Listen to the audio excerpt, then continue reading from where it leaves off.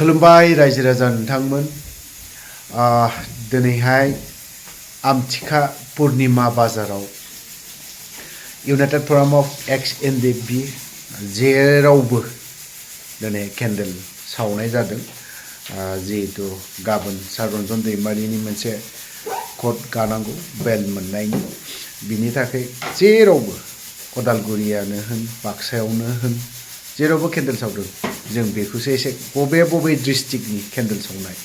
सोर मा फोरमायदों नङा होमबा जों बेखौ एसे नायनानै लानि आरो खोनासंनिबो सफरमा जानानै दिनै रन्जन दैमारिखौ जेलनिफ्राय उदां खालामनो खर'नि बिबान खर' रुजुनानै खाबजियाव फाननानै मैखोम नार्जारियाबो जिउ दान होनानै बेनि जिउखौ दिनै आरो रायजो राजा बर' हारिनि गेजेराव उदां खालामदो होननानै सेन्ट्रेल गभर्नमेन्टनिफ्राय आरो बेखायनो दिनै आसामनिफ्राय दिनै उदां खालामनानै होदो हे आफा गसाइ नोंनि लिरनायाव आइमा सरस्वती नोंसोर खुलुमबाय रायजोफोर दिनै बेयाव prayer and peace candle lighting prayer माने आरज पिस माने गोजोन केन्डेल लाइटिं माने जों ममबाति सावनाय मानि थाखाय ममबाति सावदों दिनै जोंहा डिआर नाब्ला हारि उदांस्रिनि थाखाय थैथां गावनि जिउखौ बावसोमनानै दिनै जोबथेसालियाव दङ दिनै बार नाजानायनि गेजेरजों दिनै सेसन कर्टआव बिथांखौ दाय गैया होननानै फोसावबाय दिनै बर' हारिनि गेजेराव गोजोननाय मोनदों नाथाय मोनसे बाथ्रा गाबोननि समाव दिल्ली सुप्रिम कर्टआव बेल हियारिं दङ बेल हियारिं जोबथा बेल माने गनाय हियारिं माने खोनासंहोनाय रायजो राजाखौ गाबोननि समाव फिननाय रिजाल्टआ मा जायो दिनै बर' हालामनि रायजो राजा बिटिआरनि अनगायैबो आसामनि दाब जायगा गवालपारा धेमाजि कार्बि आंलं बर'फ्रा दिनै गोसो गोरबोआव केन्डेल लाइटिं खालामदों दिनै आसामाव 5,000निबो बांसिन जायगायाव केन्डेल लाइटिं बिदि प्रग्राम खालायदों जोंबो दिनै आसा खालामदों फोथायदों जों इसोरनियाव अबंलावरिनाव जों आरज गाबदों गाबोननि सानाव बेल हियारिंआव जाहाथे जोंनि डिआर नाब्ला सारा उदां अख्राङाव फैनानै जोंनि बर' फिसा आइ आफा आबै आबौ साफ्रोमजोंबो जाहाथे खौसेथि गोरोबफैनानै मोजाङै सावरायनानै बर' हारिखौ मा लामायाव दैदेनलाङो मा मोजां लामायाव मेगन खेवनानै होयो जों बिथांनि सायाव दिनै अनेक राजखान्थि हान्जाफोरा साननो हागौ दिनै सोरबा राजखान्थिफोरा बाजानो हागौ नाथाय जायहा बर'नि थै दोङो जायहा बर' जों इयुनाव बर' हिसाबै थांनानै थागोन बे बर' सुबुंफोरा दिनै केन्डेल लाइटिं खालामदों दिनै बेयावल' नङा दिनै दाब जायगा दिनै माजबाट इउनाइटेड फोरामनि दैदेननायाव बे हाबाफारिखौ लादों आरो लोगोसे गामियारिफोरखौ जों लिंहरदोंमोन बिथांमोना बुंदों जोंनि गामियावनो दाब गामियाव जों खुंगोन बाथौआरिफोरा खुंदों ख्रिस्टानफोरा खुंदों सोरबा ब्रह्मफोरा खुंदों सोरबा जयगुरुफ्रा खुंदों बर' फिसाफोरा उन्दुना थायाखै नाथाय जों दिनै मानो सोरबाबा अनेक राजखान्थि हान्जा दैदेनगिरिफ्रा गाज्रि साननो हागौ नाथाय राजखान्थिया जाहोआ राजखान्थिया जाबाय साननैसोनि थाखाय नाथाय जों हारिखौ उदां खालायनाया जाबाय जों अरायबो हारिखौ सानफ्रोमबो जों मोजां लामाजों दैदेनलांनांगोन ओंखायनो जों दिनै डिआर नाब्लाखौ उन्दैनिफ्राय गेदेर गासैबो जों बर' फिसाफोरा सिनायो डिआर नाब्लाया जाबाय बर' हारिखौ उदखारिनि आखाइनिफ्राय बर' हारिखौ उदां खालामनो थाखाय हाथियार आखायाव लानानै दिनै आवगायदोंमोन बिथाङानो फार्स्ट चेयारमेन अफ बै समाव बिएसएफमोन बिएसएफ समनिफ्राय बिथाङा दैदेनबोदों दिनैसिमबो बिथाङा एनडिएफबिनि फाउन्डार चेयारमेन अफ एक्स एनडिएफबि दायो जों एक्स एनडिएफबि हिसाबै जों बुंनांगौ बायध' जाबाय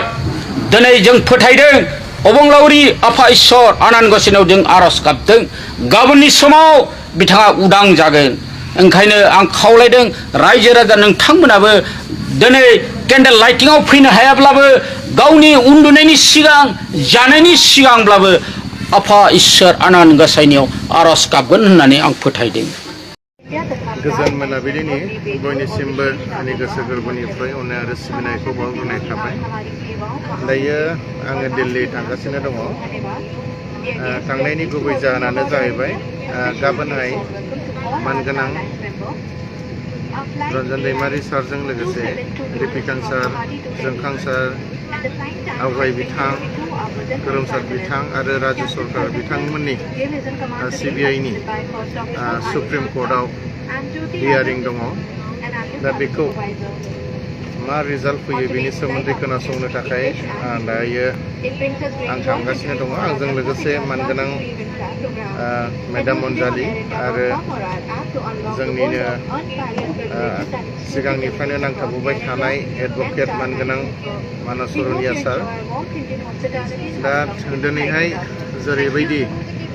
गासै रायजो राजाजों लोगोसे जोंनि जांख्रिथायारि लोगो बिथांमोना जेरैबायदि हाबाफारि लानायनि गेजेरजों केन्डेल लाइट सावनायनि गेजेरजों इसोर आफानाव गाबोननि रिजाल्टआ मोजां जानायनि मुङाव जेरैबायदि आर'ज गाबबाय, बयनिसिमबो आंनि गोसो गोरबोनिफ्राय साबायखर बावहरबाय। आसा खालामदों नोंथांमोननि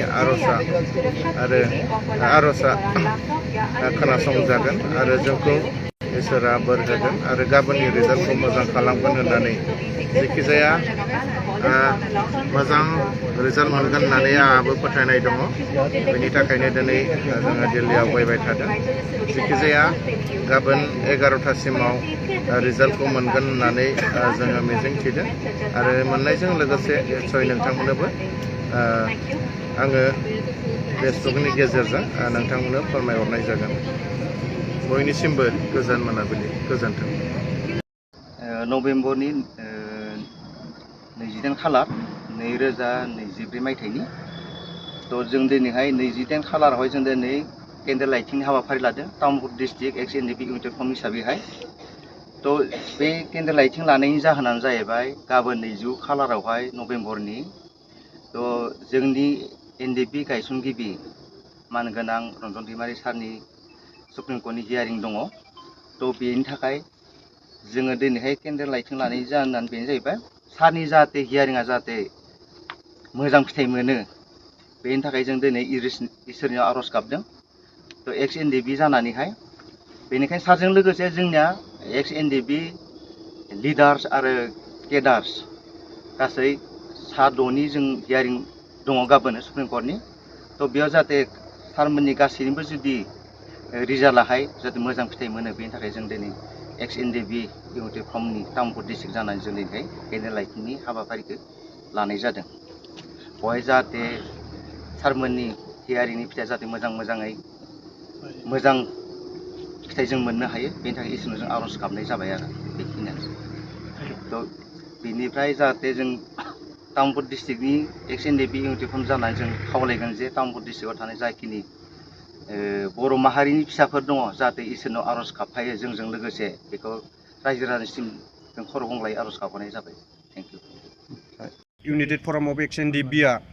दिनै जों बाथौ थानसालियाव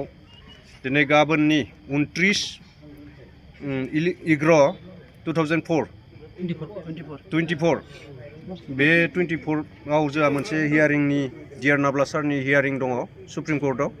बिनि थाखाय जोङो दिनै गाबोननि हाबाफारि जि सारनि हियारिं बेखौ लानानै जों दिनै बाथौ थानसालियाव आलारि बाथिजों सावनायजों लोगोसे दान्दिसे बिनि फुजारिखौ लानानै जोङो गोसो गोथारै मन्दिर सिङाव आर'ज गाबनाय जाबाय। बिथांनि डिआर नाब्ला सारनि गाबोननि हियारिंनि मंगलनि थाखाय आरो बिथांनि मोजांनि थाखाय जोङो मम लाइटिं खालामनायजों लोगोसे मन्दिर सिङाव दान्दिसे आर'ज गाबनाय जाबाय।